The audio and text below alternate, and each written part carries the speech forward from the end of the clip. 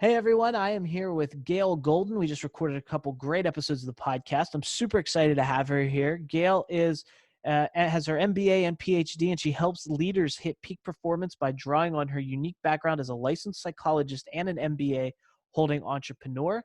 You can find more about her. Her website is gailgoldenconsulting.com, and she has a great book that you can check out and grab a copy of while you're there. Her book is called Curating Your Life. Gail, it's great to have you. It's really fun to be here. Thank you.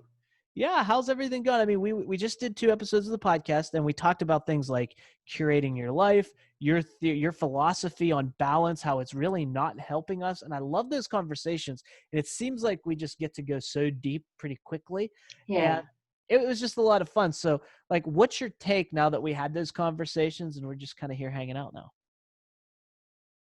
My take on the conversation or on the book or take on Yeah, what are you asking the about? conversations we had. Like, did anything else come up now that we've had those conversations and we're here just, having a little chat? Well, it's always interesting to me because, since the book just came out, I'm talking about it a lot. And it's interesting how some points come up again and again, and some points I think are unique to the particular conversation. I think you and I talked a little bit more about the sort of the balance versus curation contrast than I sometimes do. So that was interesting to kind of dig down into that and think about how those two ways of thinking about managing your energy lead to really different kinds of outcomes, I think. Now that the book is out and you're talking about the book a lot, doing interviews and things like that, what's maybe the thing that sticks out in your mind the most that you most enjoy talking about your book? Well, you know what? I think it's the fact that the book is fundamentally really optimistic. I really believe that people can lead lives which are both productive and joyful. And I believe it's hard to figure it out. If it were easy, we'd all be doing it already. But there is a path. There is a way to do that.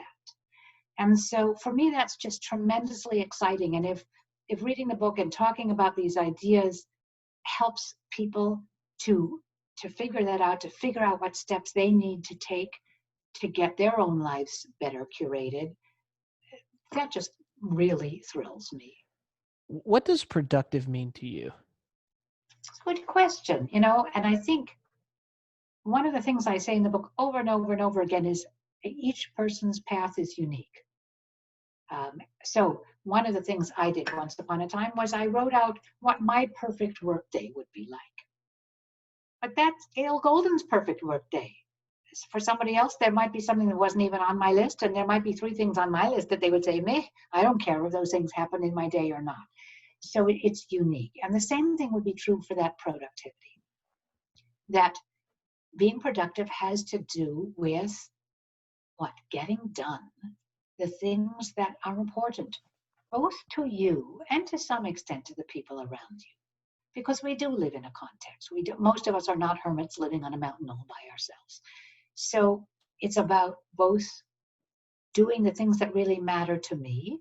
But, if my boss defines productivity in a certain way, and I can hit those marks and surpass those marks and get the kudos and the benefits that come from that, that's a kind of productivity that's important to many of us as well. One of the reasons I ask that is because, and I think you kind of touched on it there, I think there's a big distinction or an important distinction to be made between being busy and being productive, because you can be super busy but not productive. And I hear that a lot from people who, especially let's take this example in the entrepreneurial world. If you're a new entrepreneur and you have this is like the most common that I hear with clients or potential clients, if they have some fear around like the sales conversation or the sales process, they'll find other things to do so they don't have to do that. And then they'll wonder why they're not hitting their marks. Right. So they'll be working on like websites, logos, colors, things that are editing, blog posts, writing, creating content, things that they know they can do that aren't super difficult, that take up a lot of time and effort and energy. And they'll be like, oh, I was so busy today. I got so much done. And my question is, were you productive though? You were busy, but are you getting closer to your goals? And that's, I think, where people tend to feel stuck is they feel like they're doing so much but then they're not getting the result that they want for the activity that they're taking. I think you make a really excellent point. And I think that's something we all struggle with. I mean, I think about the days when I've got a big, important document that I need to create, a proposal for a big project or an article that I'm writing. And I know it's going to be really hard work to do it. And meanwhile, I've got 17 emails in my inbox. So you know what? I'm going to knock off those 17 emails. And now it's 3:30 in the afternoon, and it's like, meh, I don't really have enough time left for the big document. I'll have to do that another time. That's, I think, a classic example of the sort of thing you're talking about. So this is about self-management, right? It's about, first of all, figuring out what are the really important things I need to do. What, in the case of your example, how am I going to sell my product or my service? What's the process that I have to do? And then how am I going to get myself to do that? And I think, frankly, that is a combination on the one hand of being tough with myself and saying, knock it off, Golden, get down to the work you need to get done. And sometimes saying, you know what, Gail, you're tired. You're just not feeling it right now. Take a break. Do some of those low value tasks, or even don't work at all. Go walk outside, walk the dog, watch a stupid TV show. Don't try to make myself perform at my peak when my body and my mind are telling me I just don't got it right now. Now, if I do that day after day after day after day, I've got a problem. But understanding that balance between pushing myself hard and then also respecting the times when I just need to knock off for a while, that's a key part of being at your productivity peak. Yeah, and that's it's so funny the way you said that, because you just said understanding your balance, and we just talked about on the podcast how balance isn't really helping us, but in this context it does, because I get it. Yes, It's being structured and almost curating your day, right? So yes, that you can hit these tasks that are most important when you're at your peak, ready for them, so yes, that not only do they get done, but you feel really good about the way they got done. yes. And look, don't get me wrong. I mean, I don't think the word balance should be banished from our vocabulary entirely. I think the concept of work-life balance isn't very helpful. I haven't seen it help people. But the notion of balance between how tough I am on myself and how I cut myself some slack sometimes, there I think the concept of balance makes a little bit more sense. But yes, you did catch me there. I'll give you that. just trying to be helpful, but I get it. I get it. You're right. Um, Let me ask you this. Your book, is titled Curating Your Life, and we talked a lot about that and the curation principle that you created and how you explained it very visually, like, a museum curation. You curate this display at a museum and people come see it, then you can change it. That obviously, to at least to me, came from experience in your life, the way you compare that. So I would say that you probably have an affinity for going to the museum. I like museums, but I'll tell you, it was broader than that. I kept running into this word curation a lot. Whether it's a clothing company that will send you a curated box of clothing for you every month. Do you know what I mean? And it had to do with what? Thoughtful choices about what goes in and what doesn't. You curate an art fair, you curate a concert. What goes into the concert, what doesn't? A library is all kinds of things that are collections in one way or another get curated. So yeah, I mean, I love going to art museums and I admire a beautifully curated exhibit. And I've also seen exhibits that were not well put together and were frustrating or boring or, I just left soon. And you can see it. When you go into somebody's house, you can see whether they've curated their house or whether they haven't. So it is a visual image that I like to use. I was just going to ask, based on that, what's your favorite museum? Oh, interesting question. I mentioned in one of our other conversations that as a child, the center of the universe, as far as I was concerned, was the Museum of Science and Industry in Chicago. And I would say for children, it is still one of the great museums in the world. Oh, but ask me to choose my favorite. I mean, here in Chicago, I really like the Museum of Contemporary Art, which is a very fascinating museum with changing exhibits that are very cutting edge. But I mean, I've been to Italy.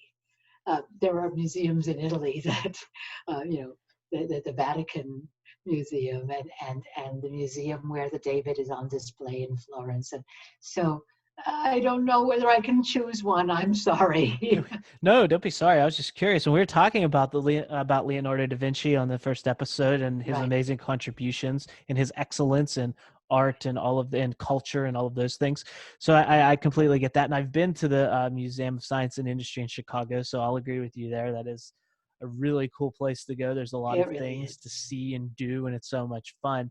But yeah, art and all of those things, those expressions, I think are super interesting in a way that, when you see the things that are on display and you see the things at that level, it kind of falls right into the theme of your book as well of, focusing in on one specific area, being excellent there, but just as importantly, cutting yourself slack and allowing yourself to not be as excellent in other areas so that you have more to put into that area, and so that it kind of, because it's just we can't be excellent everywhere all the time. It just doesn't happen. Yeah, it's not possible. By trying to do that, we end up not focusing the energy on the things that, I mean, look, I think about that when I think about people who have young children. And I mean, almost every parent wants to be a great parent. But if you're also trying to be what a great engineer, a great leader in your community, a fantastic cook, a magnificent dresser, a great friend to 75 people, you know what? You probably aren't putting the energy into your kids that you need to be giving them if you're going to be a great parent. And that's an example that I've seen time and again. Um, that if you spread yourself too thin, you aren't going to have the energy to be great at something which is really, really important to you. So figure out what that is and put your energy there. And don't let yourself be distracted by the things that just aren't that important. I love it. And before we go, because I know we talked about this on our first call, what are some examples in your life of some things that just aren't that important, that you just, you do them because they need to be done, but you're Right. like, if they're not perfect, it's not a big deal. Well, I call these things our dirty little secrets because we don't usually share them with everybody. I think I mentioned before, I'm a mediocre jogger. I live on the route of the Chicago Marathon. I know what runners look like. I'm not one of those people, and I'm never going to be. I'm a mediocre guitar player. I know enough chords on my guitar that I can sing some old Peter, Paul, and Mary songs, and that's as good as I'm ever going to get. My approach to housekeeping is if it's visible, I want it to be tidy. If it's inside a closet or a drawer, I don't care. So you know what? I'm a mediocre housekeeper. And I've learned to live with those things and to not beat myself up for the fact I admire people who are great runners or great guitar players or great housekeepers. I think that's spectacular, and I hope that's bringing them joy and meaning in their lives. But that's not what's going to turn my crank. I love it because it's practicality and it's your advice in action. And when you say that, because you told me the same example about if it's in a closet or you just don't really care. And I always get, for whatever reason, this vision of the old cartoons when like the house looks spotless and then someone would open a closet and like a whole mound of things. On them. I'm not saying I that's how your closets are, Well, but almost. that's the vision I get. And Oh it's so yeah, funny. But yeah.